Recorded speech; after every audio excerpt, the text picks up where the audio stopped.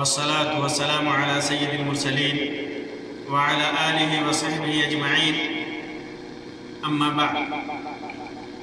محترم سامعین و ناظرین،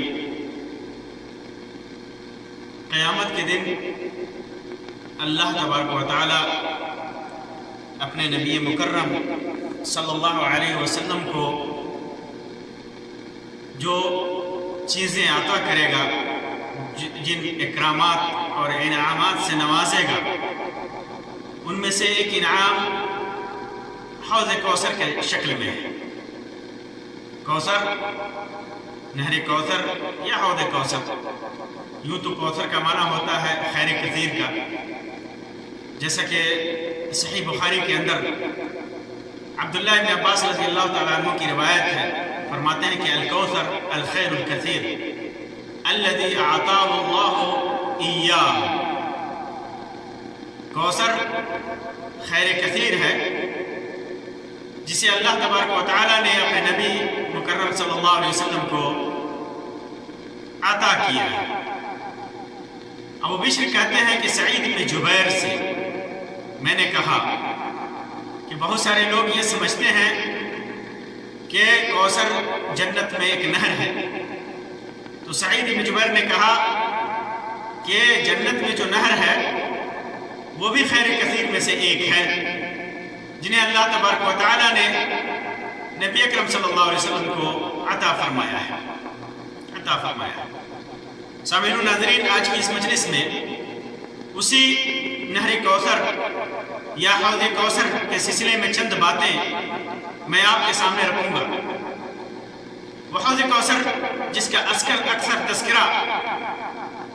ہم علماء کرام کی تقریروں میں سنتے ہیں، اور جس کے سلسلے میں اللہ تبارک و تعالیٰ نے فرمایا اِنَّا أَعْطَيْنَاكَ الْكَوْثَرَ، اے محمد ہم نے آپ کو نہر کوثر دیا ہے۔ اس کی کیا خصوصیتیں ہیں، اس کی لمبائی چوڑائی کتنی ہے، اس کے اندر جو پانی ہے اس کی کیا صفت ہے، پانی پینے کا جو برتن ہے وہ کیسا ہے، ان ساری باتوں کے سلسلے میں آج کی مجلس میں روایات، صحیح روایات کی روشنی میں میں آپ کے سامنے رکھوں گا، اس دعا کے ساتھ کہ اللہ تبارک و تعالی ہمیں بھی قیامت کے دن اپنے نبی کے دست مبارک سے حوض کوثر سے پینا نصیب فرمائے، آمین یا رب العالمین۔ تو عبداللہ ابن عمر رضی اللہ تعالیٰ عنہ فرماتے ہیں کہ اللہ کے رسول صلی اللہ علیہ وسلم نے ارشاد فرمایا، اس روایت کو امام ترمذی نے، امام ابن ماجہ نے اور امام احمد نے اپنی کتابوں کے اندر نقل کیا ہے، صحیح روایت ہے۔ فرماتے ہیں کہ اللہ کے رسول صلی اللہ علیہ وسلم نے ارشاد فرمایا الکوثر نہر فی الجنہ، کوثر جنت میں ایک نہر ہے، جنت میں ایک نہر کا نام کوثر ہے، حافتاہ من ذہب، اس کے دونوں کنارے سونے کے بنے ہوئے ہیں، دونوں کنارے سونے کے ہیں، ومجراہ علی الدر والیاقوت، اور اس کا پانی جو گزرتا ہے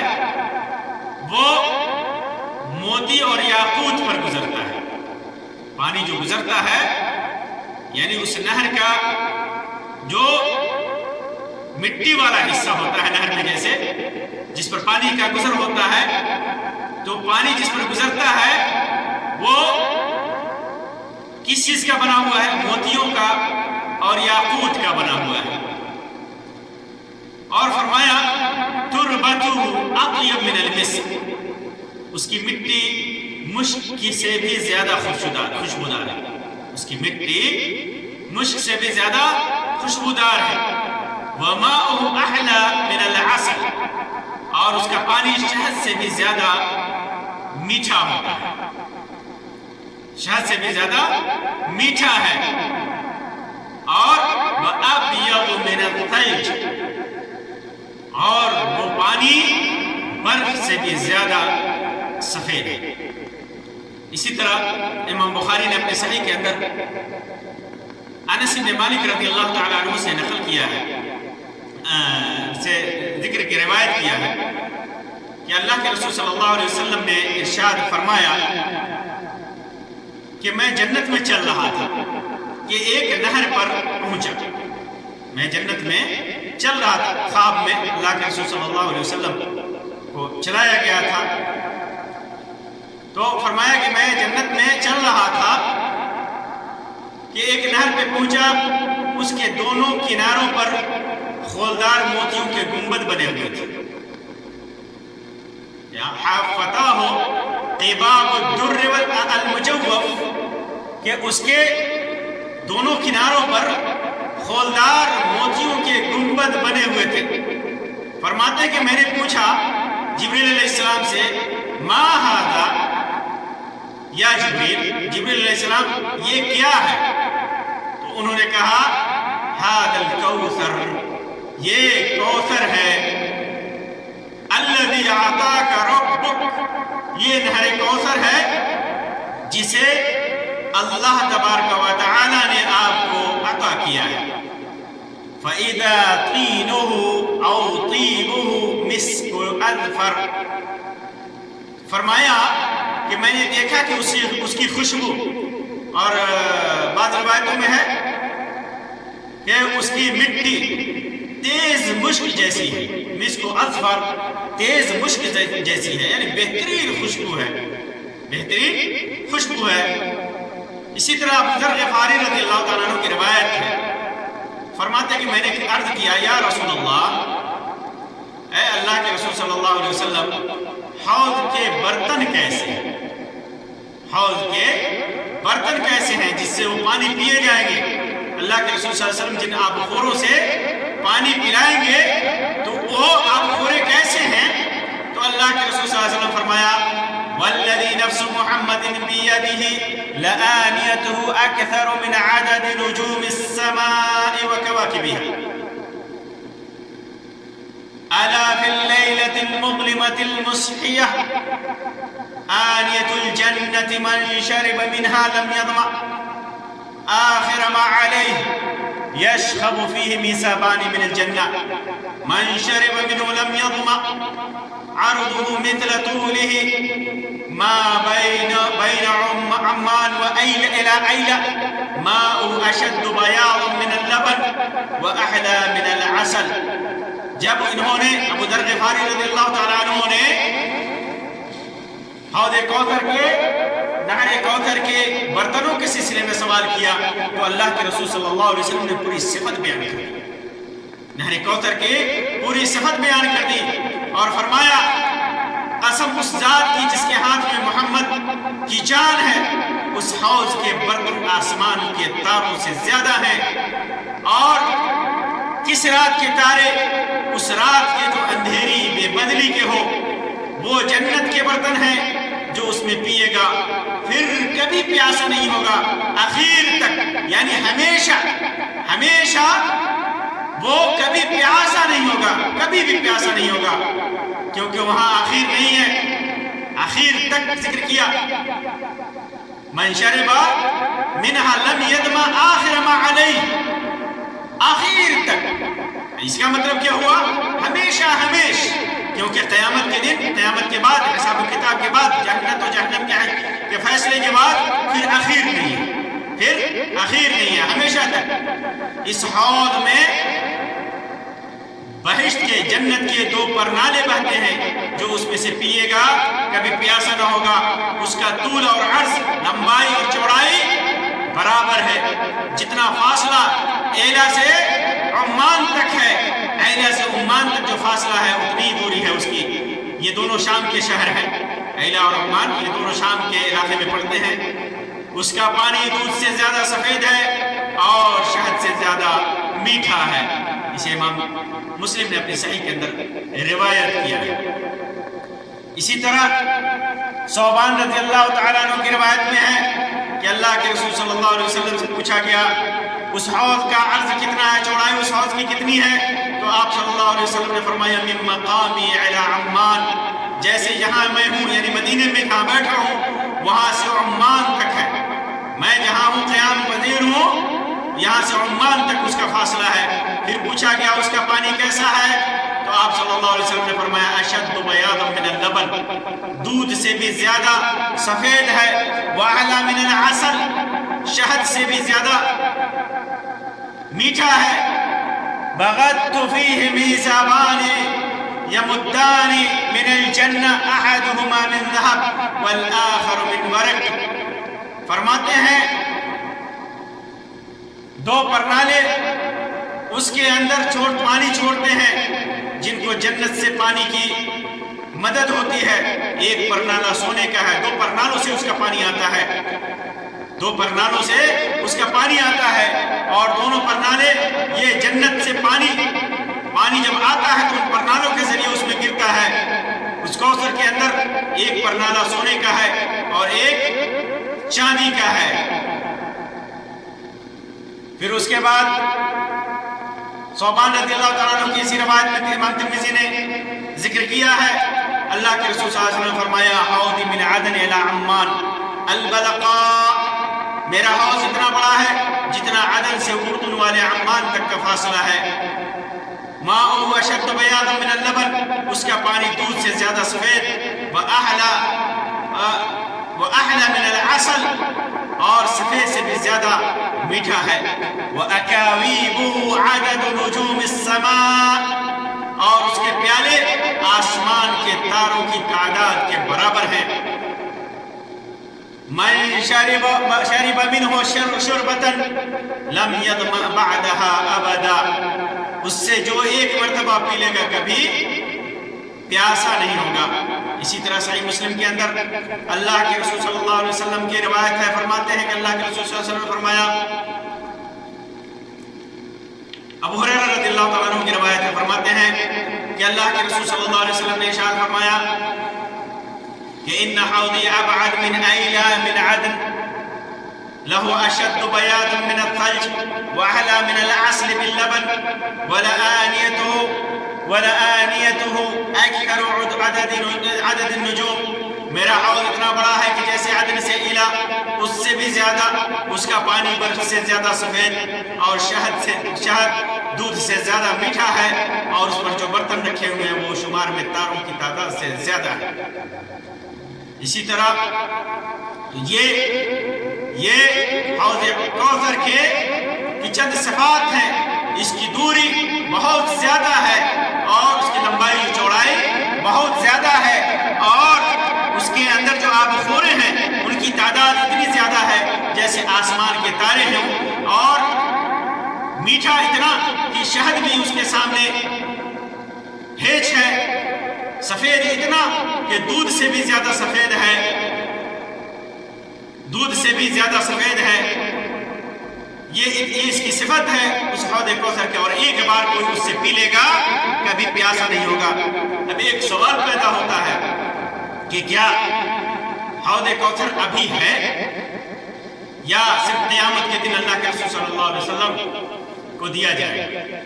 قیامت کے دن دیا جائے گا یا حوض کوثر کا ہے ابھی؟ تو اس سلسلے میں روایتوں سے پتہ چلتا ہے کہ حوض کوثر ہے، حوض کوثر ہے، اور کوئی حوض کوثر اللہ تبارک و تعالی قیامت کے دن اللہ کے رسول صلی اللہ علیہ وسلم کو دیا جائے گا۔ امام بخاری نے اور امام مسلم نے عقبہ ابن عامر رضی اللہ تعالیٰ عنہ سے روایت کیا ہے کہ اللہ کے رسول صلی اللہ علیہ وسلم باہر تشریف لائے اور احد کے شہیدوں کے لیے، شہدائے احد کے لیے اس طرح دعا کی جس طرح میت کے لیے جنازے میں دعا کی جاتی ہے، میت کے لیے جنازے میں دعا کی جاتی ہے، اسی طرح آپ صلی اللہ علیہ وسلم نے شہدائے احد کے لیے دعا کی۔ پھر آپ صلی اللہ علیہ وسلم ممبر پر تشریف لائے اور فرمایا کہ لوگوں، میں تم سے آگے جاؤں گا اور تم پر گواہ بنوں گا، اور میں واللہ اللہ کی قسم اپنے حوض کی طرف اس وقت بھی دیکھ رہا ہوں، یعنی اللہ کے رسول صلی اللہ علیہ وسلم جب تقریر کر رہے تھے، بیان کر رہے تھے، اس وقت بھی حوض کوثر موجود تھا۔ اسی طرح ایک روایت ہے اللہ کے رسول صلی اللہ علیہ وسلم بخاری اور مسلم کی روایت ابو ہریرہ رضی اللہ تعالیٰ عنہ کی کہ اللہ کے رسول صلی اللہ علیہ وسلم فرمایا ما بین بیتی و منبری روضۃ من ریاض الجنہ و منبری علی حوضی، میرے گھر اور میرے منبر کے درمیان کی جگہ کا جنت کے باغوں میں سے ایک باغ ہے، جو جگہ ہے میرے گھر اور ممبر، جو ممبر ہے اس کے درمیان، جس کو ریاض الجنہ کہا جاتا ہے مسجد نبوی میں، وہ جگہ ہے جس کو گھیر کر کے رکھا گیا ہے، اور وہاں پر نماز پڑھنے کی پڑھتے ہیں لوگ جا کر کے اس نیت کے ساتھ، اس یقین کے ساتھ کہ اللہ کے رسول صلی اللہ علیہ وسلم نے فرمایا روضۃ من ریاض الجنہ، جنت کے باغیچوں میں سے ایک باغیچہ ہے، روضوں میں سے ایک روضہ ہے، باغوں میں سے ایک باغ ہے۔ اور فرمایا اسی روایت میں وَمِنْبَرِ عَلَى حَوْضِ، اور میرا ممبر میرے حوض پر ہے۔ اس کا دو معنی علماء نے بیان کیا ہے، یا تو حقیقت میں اللہ کے رسول صلی اللہ علیہ وسلم کا ممبر حوض پر ہے جسے ہم دیکھتے نہیں ہیں، یہ ایمانیات میں سے، غیبیات میں سے جو ہماری نگاہوں میں نہیں ہے، بس ہمیں ایمان لانا ہے، یہ غیبیات میں سے ایمان لانا ہے، جیسا اللہ کے رسول صلی اللہ علیہ وسلم نے بتایا ہے ویسے ہی ہمیں ایمان لانا ہے۔ اور دوسرا احتمال یہ بھی ہے کہ قیامت کے دن اللہ کے رسول صلی اللہ علیہ وسلم کا ممبر حوض کوثر پر رکھا جائے گا۔ یہ دونوں احتمال ہیں، دونوں معنی اس کے بیان کیے جاتے ہیں۔ حوض کوثر پر لوگ کب آئیں گے لوگوں کا ورود حوض کوثر پر کب آئے گا، تو اس سلسلے میں واضح رہنا چاہیے کہ پلصراط پر گزرنے سے پہلے حوض پر ورود ہوگا۔ لوگ حوض پر کب آئیں گے؟ جب پلصراط پر گزرنا ہوگا، اس سے پہلے، کیونکہ یہ مقام ہے جس میں یہ ایسا وقت ہوگا جہاں پر حساب و کتاب کا میدان ہوگا، وہاں پر پانی کی ضرورت پڑے گی، لوگ پیاسے ہوں گے۔ یہ پلصراط پر گزرنے سے پہلے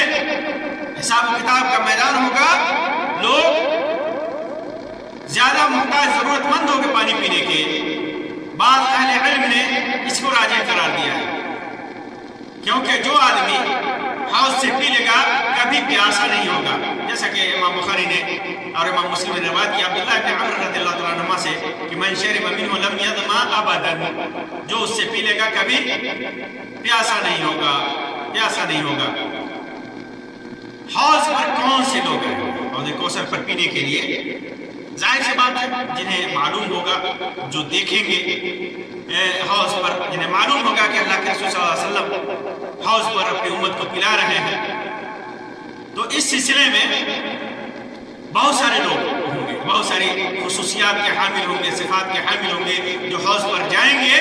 اور پئیں گے، اور جنہیں پینے کی اجازت ہوگی، اور کچھ لوگوں کو بھگایا جائے گا۔ جو لوگ جائیں گے وہ پینے کے لیے وہ لوگ ہوں گے، اور جو پیئیں گے وہ لوگ جو ہوں گے قرآن و سنت پر تمسک کرنے والے، قرآن و سنت پر عمل کرنے والے، عامل بالقرآن والسنہ، اور اس پر جمے رہنے والے، قرآن و سنت پر جمے رہنے والے، قرآن و سنت کو اپنے ہاتھوں سے، اپنے دانتوں سے پکڑنے والے، بدعت سے دوری اختیار کرنے والے،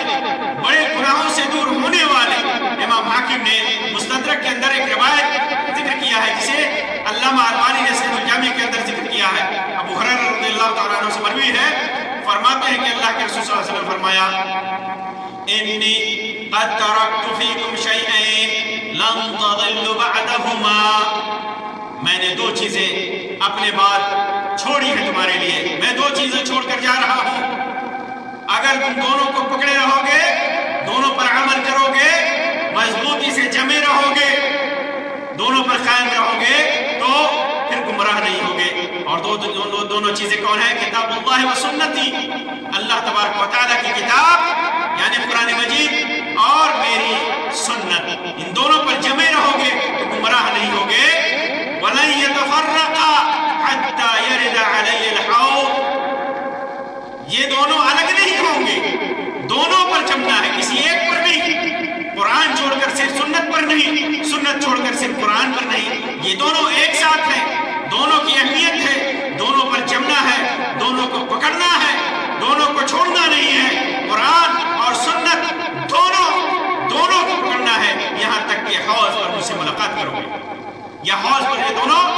ملیں گے ہم سے۔ تو کتاب و سنت پر جمنے والا ان دونوں جب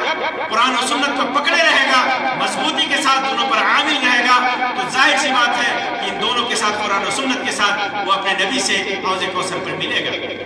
اسی طرح وہ لوگ بھی حوض کوثر پر جائیں گے جو کسی بھی ظالم حاکم کی مدد سے دور رہے ہوں، ظالم کے ظلم پر کسی کی مدد نہ کی ہو، جیسا کہ امام احمد نے اپنی مسند کے اندر ذکر کیا ہے، اور علامہ البانی نے صحیح ترغیب کے اندر اس کو صحیح قرار دیا ہے۔ وہ روایت ہے کعب ابن عجرہ رضی اللہ تعالیٰ عنہ سے کہ اللہ کے رسول صلی اللہ علیہ وسلم نے فرمایا اعاذک اللہ من عمارت السفہاء، کم عقل لوگوں کی عمارت سے، حکومت سے اللہ تیری پر تجھ کو اپنے پناہ میں رکھے۔ تو فرمایا کہ پوچھا ما عمارت السفہاء، سفہاء کی عمارت یا حکومت کیا ہے؟ فرمایا عمراء یکونون بعدی، ایسے عمراء ہے ہم ہیں جو میرے بعد ہوں گے، لا یہتدون بہدی، میری سنت کے مطابق عمل نہیں کریں گے، میری ہدایت کے مطابق عمل نہیں کریں گے، میری حدیث کے مطابق عمل نہیں کریں گے، میرے طریقے کے مطابق نہیں چلیں گے، ولا یستنون بسنتی، میری سنت کے مطابق نہیں چلیں گے۔ فمن صدقهم بکذبهم اعانهم علی ذنبهم، ان کے جھوٹے پن کی جس نے تصدیق کی، اس نے ان کے ظلم پر ان کی مدد کی۔ فاولئک منی ومن ولم يعنهم فاولئک لیسوا منی، یہ لوگ مجھ میں سے نہیں ہیں، ولست منہم، میں ان میں سے نہیں ہوں، یعنی وہ مسلمانوں میں سے نہیں ہیں۔ ولا یردون علی حوضی، حوض کوثر پر وہ میرے پاس نہیں آئیں گے۔ ایسے لوگ جو ظالموں کی مدد کرتے ہیں، ظالموں کی تصدیق کو جھوٹ میں اور اس کی تصدیق کرتے ہیں، اور ان کی تصدیق کرنا، ان کو سچا سمجھنا، یہ ان کے ظلم پر مدد کرنا ہوا، وہ لوگ ہم میں سے نہیں ہیں، قیامت کے دن میرے پاس حوض کوثر پر وہ نہیں آئیں گے۔ اور فرمایا وَمَنْ لَمْ يُصْدِقْهُمْ بِكِذْبِهِمْ، جو آدمی ان کے جھوٹ کے وہ سچ نہیں کہے گا یا جھوٹ کی تصدیق نہیں کرے گا، أَعَانَهُمْ وَلَمْ يُعِنْهُمْ عَلَى ظُلْمِهِمْ، اور ان کے ظلم پر ان کی مدد نہیں کرے گا، فَأُولَئِكَ مِنِّي وَأَنَا مِنْهُمْ، وہ مجھ سے میں ہیں اور میں ان سے ہوں، یعنی حقیقی معنوں میں مسلمان ہیں۔ وَسَيَرِدُونَ عَلَيَّ حَوْضِي، اور حوض کوثر پر میرے پاس وہ آئیں گے۔ تو جو ظالموں کے ظلم کی تصدیق نہیں کرے گا، ظالموں کو جھوٹ کو سچ نہیں ثابت کرے گا، ظالموں کے ظلم پر ان کی مدد نہیں کرے گا، وہ حوض کوثر پر اللہ کے رسول صلی اللہ علیہ وسلم سے ملے گا۔ اسی طرح وہ آدمی بھی اللہ کے رسول صلی اللہ علیہ وسلم سے قیامت کے دن ملے گا جس نے صبر کیا ہو تکلیف پر، دنیا میں جو کم ملا اسے، دنیا میں جو تکلیف ملی، جو دوسروں کو زیادہ ملا، اس پر اس نے لالچ کی نگاہ سے نہیں دیکھا، کم ملا اس پر بھی صبر کیا، تو اللہ تبارک و تعالیٰ کے نبی محمد صلی اللہ علیہ وسلم سے قیامت کے دن حوض کوثر پہ ملے گا۔ امام بخاری اور امام مسلم نے انس بن مالک رضی اللہ تعالیٰ عنہ سے روایت کیا ہے کہ اللہ کے رسول صلی اللہ علیہ وسلم نے فرمایا سترون عثرة شديدة حتى تلقوا الله ورسوله صلی اللہ علیہ وسلم على الحوض، میرے بعد تم دیکھو گے کہ تم پر دوسرے لوگوں کو مقدم کیا جا رہا ہے، عثرة شدیدہ، دیکھو گے میرے بعد کہ تم پر دوسرے لوگوں کو مقدم کیا جا رہا ہے، یعنی تمہاری حق تلفی ہو رہی ہوگی، پھر اس کے بعد تم صبر کرو گے، اس وقت تم صبر کرنا، دنگا فساد مت کرنا، یہاں تک کہ اللہ تعالیٰ اس کے رسول سے حوض کوثر پر جا کر کے ملو گے۔ اسی طرح ایسے لوگ جو عبادت گزار ہوں گے، نمازی ہوں گے، اور نماز سے کے لیے جو وضو کریں گے، جنہیں وضو کی علامت علامتیں جن کے چہروں پر، ہاتھوں پر ہوگا، پاؤں پر ہوگا، وہ اللہ کے رسول صلی اللہ علیہ وسلم کے سامنے حوض کوثر پر جائیں گے. جیسے کہ امام مسلم نے اپنی صحیح کے اندر روایت کیا ہے کہ اللہ کے رسول صلی اللہ علیہ وسلم کہ حذیفہ رضی اللہ تعالیٰ عنہ نے روایت کیا کہ اللہ کے رسول صلی اللہ علیہ وسلم نے جب حوض کوثر کا ذکر کیا تو فرمایا والذی نفسی بیدہ انی لأذود عنہ کما یذود الرجل الابل الغریب عن حوضہ قالوا یا رسول اللہ او تعرفنا. اللہ تبارک و تعالیٰ کے رسول صلی اللہ علیہ وسلم نے فرمایا کہ میں لوگوں کو روکوں گا. ابو ہریرہ رضی اللہ تعالیٰ عنہ کی روایت میں ہے وَإِنِّي لَأَصُدُّ النَّاسَ عَنْهُ كَمَا يَصُدُّ الرَّجُلُ الْإِبِلَ النَّاسَ عَنْ حَوْضِهِ کہ میں لوگوں کو اس حوض سے جیسے کسی کوئی دوسرے کے اونٹوں کو اپنے حوض سے روکتا ہے پانی نہ پی لے، اسی طرح میں لوگوں کو روکوں گا. تو اللہ کے رسول صلی اللہ علیہ وسلم سے صحابہ کرام نے پوچھا کیا اللہ کے رسول صلی اللہ علیہ وسلم آپ ہمیں پہچانیں گے؟ تو فرمایا نعم میں پہچانوں گا. تردون علی الحوض غبرا محجلین من آثار الوضوء لیست لأحد غیرکم. اور ابو ہریرہ رضی اللہ تعالیٰ عنہ کی روایت میں ہے کہ نعم لکم سیما لیست لأحد من الامم تردون علی غرا محجلین من اثر الوضوء. یعنی وضو کے آثار سے میں تمہیں پہچانوں گا، وضو کے نشان سے پہچانوں گا. اور تم لوگ میرے سامنے ایسے آؤ گے جیسے سفید ہاتھ پاؤں لے کر کوئی وضو کی وجہ سے ہاتھوں میں سفیدی ہوگی، جہاں تک دھلے ہوگے اور پاؤں میں سفیدی ہوگی، میں اس سفیدی سے تمہیں پہچان لوں گا. اور یہ تمہیں حاصل ہوگا، کسی دوسری امت کو یہ علامت نصیب نہیں ہوگی. یہ صرف تمہیں ملے گا اور کسی کو نہیں ملے گا. تو وضو کے آثار سے اللہ کے رسول صلی اللہ علیہ وسلم پہچانیں گے. ظاہر سی بات ہے کہ جن مومنوں کے امت میں سے جس آدمی کے نماز کے لیے وضو زیادہ سے زیادہ وضو کرنے کی وجہ سے جو علامت ہوگی اس علامت کی وجہ سے اللہ کے رسول صلی اللہ علیہ وسلم کے ہاں اس کی پہچان ہوگی قیامت کے دن. اسی طرح صوبان رضی اللہ تعالیٰ عنہ کی روایت امام ترمذی نے روایت کیا ہے اپنی سنن کے اندر اور علامہ البانی نے اسے صحیح قرار دیا. فرماتے ہیں کہ اول الناس ورودًا علیہ فقراء المہاجرین الشعث رؤوسا الدنس ثيابا الذين لا ينكحون المتنعمات ولا يفتح لهم السدد. سب سے پہلے حوض کوثر پر فقراء مہاجرین پہنچیں گے، مہاجر لوگ پہنچیں گے جو فقیر ہیں، یعنی پہلے حوض پر پانی پینے کے لیے غریب اور محتاج مہاجرین پہنچیں گے. اور ان مہاجرین کی علامت کیا ہوگی؟ ان مہاجرین کی علامت ہوگی جن کے سر دھول سے اٹے ہوں گے اور ان کے کپڑے میلے کچیلے ہوں گے، جن کے کپڑے میلے کچیلے ہوں گے. شعث رؤوسا والدنس ثيابا کپڑے گندے ہوں گے، میلے کچیلے ہوں گے اور سر پر دھول اٹا ہوگا. الذين لا ينكحون المتنعمات. اس میں لا ينكحون بھی بعض علماء نے محدثین نے پڑھا ہے لا ينكحون المتنعمات اور بعض لوگوں نے لا ينكحون پڑھا ہے. لا ينكحون جب پڑھیں گے مجہول کے صیغے کے ساتھ تو اس کا معنی یہ ہوگا متنعمات کا مطلب ہوتا ہے عیش و عشرت میں رہنے والی عورتیں، ناز و نعم میں پڑھنے والی عورتیں، پلنے والی عورتیں جن کی پرورش ناز و نعم میں ہوئی ہے، عیش و عشرت میں ہوگی، ایسی لڑکیاں، ایسی عورتیں. تو لا ينكحون یعنی یہ اتنے شکل و صورت سے اتنے غریب ہوں گے، محتاج ہوں گے کہ یہ ناز و نعمت میں پلنے والی لڑکیاں، عورتیں اور عیش و عشرت میں پلنے والی عورتیں ان سے نکاح نہیں کریں گے. یہ اتنے ان کا زہد دنیا سے اس قدر دور ہوں گے، وہ ان کے اندر زہد ہوگا. یہ دیکھنے میں نہایت ہی فقیر اور محتاج ہوں گے، دیکھنے میں بظاہر میں کم تر درجے کے نظر آتے ہوں گے. تو ان سے یہ ان عورتوں کی شادی نہیں ہوگی. یہ ان سے ان کی شادیاں نہیں کی. لوگ انکار کرتے ہیں ان سے شادی کرنے سے. اور جب ينكحون مراد لیں گے تو اس سے مراد ہوگا کہ یہ لوگ اپنے زہد میں دنیا میں اتنے ظاہر ہوں گے کہ ایسی عورتوں سے شادی نہیں کریں گے جو عورتیں اونچے درجے کی ہوں، معاشرے میں اونچے درجے کی ہوں، ناز و نعمت میں،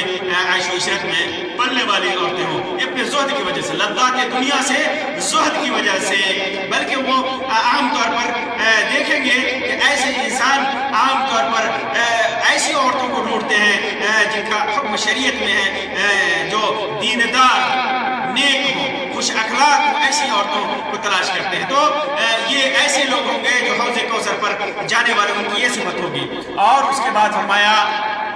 بعد فرمایا لا یفتح لهم السدد،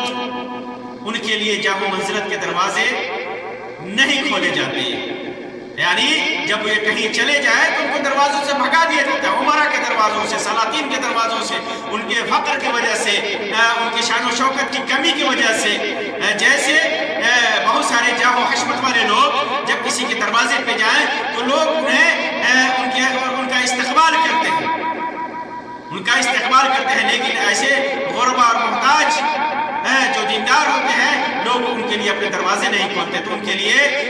جاہ و منزلت کے دروازے نہیں کھولے جاتے۔ یہ ایسے لوگ ہوں گے جنہیں حوض کوثر پر اللہ کے رسول صلی اللہ علیہ وسلم کے سامنے جانا نصیب ہوگا۔ اسی طرح حوض کوثر پر جو لوگ جائیں گے ان کے سلسلے میں ثوبان رضی اللہ تعالیٰ عنہ کی روایت ہے، اللہ کے رسول صلی اللہ علیہ وسلم نے ارشاد فرمایا کہ انی لبعقر حوض ادود الناس لأہل الیمن اضرب بعصای حتی یرفض علیہم، میں اپنے حوض کے کنارے پر لوگوں کو ہٹاتا ہوں گا، کس کے لیے؟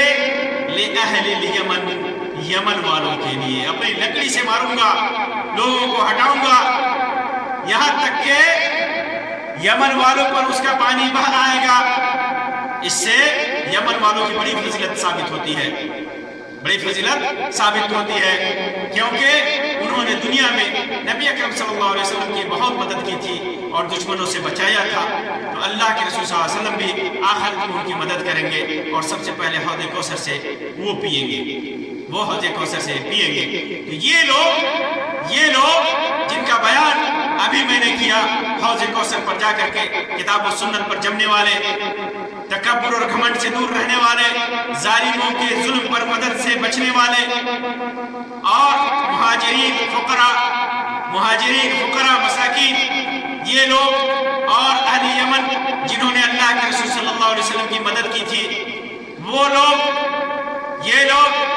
سارے لوگ جا کر کے، اور جنہوں نے بہت زیادہ نماز پڑھی ہوگی، وضو کے آثار ان کے جسم پر ہوں گے، وہ لوگ اس سے پیئیں گے۔ لیکن انہی لوگوں میں بہت سارے لوگ ایسے ہوں گے جنہیں حوض کوثر سے روکا جائے گا۔ وہ بظاہر مومن ہوں گے، وہ بظاہر نمازی ہوں گے، وہ دیندار ہوں گے، جنہوں نے نمازیں پڑھی ہوں گی، نمازوں کے آثار ہوں گے، وضو کے آثار ہوں گے، نمازوں کے لیے بہت زیادہ وضو کیے ہوں گے، لیکن اس کے باوجود فرشتے انہیں بھگائیں گے، حوض کوثر سے روکیں گے زبردستی۔ امام بخاری اور امام مسلم نے صحیح کے اندر روایت کیا ہے، ابو سعید خدری رضی اللہ تعالیٰ عنہ کی روایت ہے، فرماتے ہیں کہ اللہ کے رسول صلی اللہ علیہ وسلم نے فرمایا کہ میں تم سب سے پہلے حوض کوثر پر پہنچوں گا، جو بھی وہاں سے گزرے گا اس میں سے پیے گا، اور ایک بار جو پی لے گا کبھی پیاسا نہیں ہوگا۔ میرے پاس ایسی قوم آئے گی کہ میں ان کو پہچانتا ہوں گا کہ یہ میری امت کے لوگ ہیں، اور وہ لوگ مجھ کے پہچانتے ہوں گے کہ یہ ہمارے نبی ہے، اس امت کے نبی ہے، یہ آخری نبی ہے، یہ محمد صلی اللہ علیہ وسلم ہے، یہ ساتھی کوثر ہیں، یہ ہمیں حوض کوثر سے پلانے والے ہیں۔ وہ ہمیں پہچانتے ہوں گے، میں انہیں پہچانتا ہوں گا، تو یہ لوگ پہچانتے ہوں گے، اور اچانک دیکھا جائے گا، اچانک کیا ہوگا کہ میرے اور ان کے درمیان حائل کر دیا جائے گا، انہیں روکا جائے گا۔ فَأَقُولُ، اللہ کے رسول صلی اللہ علیہ وسلم فرماتے ہیں کہ کہوں گا اِنَّهُمْ مِنِّي، یہ میری امت کے لوگ ہیں، میری امت ہے، مجھ میں سے لوگ ہیں، تو ان سے